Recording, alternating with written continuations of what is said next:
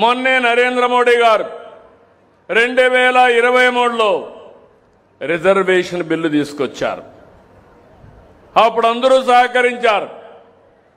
అయితే అది 2026లో సెన్సస్ జరగాలి. సెన్సస్ వచ్చిన తర్వాత మళ్ళా డీలిమిటేషన్స్ అన్ని పెట్టి తర్వాత రిజర్వేషన్స్ పెట్టి ముందుకు పోవాలి. అంటే 2027 ఇంకా సెన్ససే ప్రారంభమైంది, నిన్నే ప్రారంభమైంది. ఇది వచ్చిన తర్వాత జరగాలంటే 2029కి సాధ్యం కాదు. అందుకే ప్రధానమంత్రి ఆలోచించి ఒక కమిట్మెంట్తో ఈ దేశంలో ఆడబిడ్డలకు సముచితమైన గౌరవం ఇవ్వాలని పట్టుదలతో ఇప్పుడు బిల్లు తీసుకొచ్చారు, అమెండ్మెంట్ కోసం తీసుకొచ్చారు. అలాంటి బిల్లు తీసుకొస్తే ఈరోజు సపోర్ట్ చేయవలసిన వాళ్ళు ఎందుకు సపోర్ట్ చేయలేదని అడుగుతున్నాను.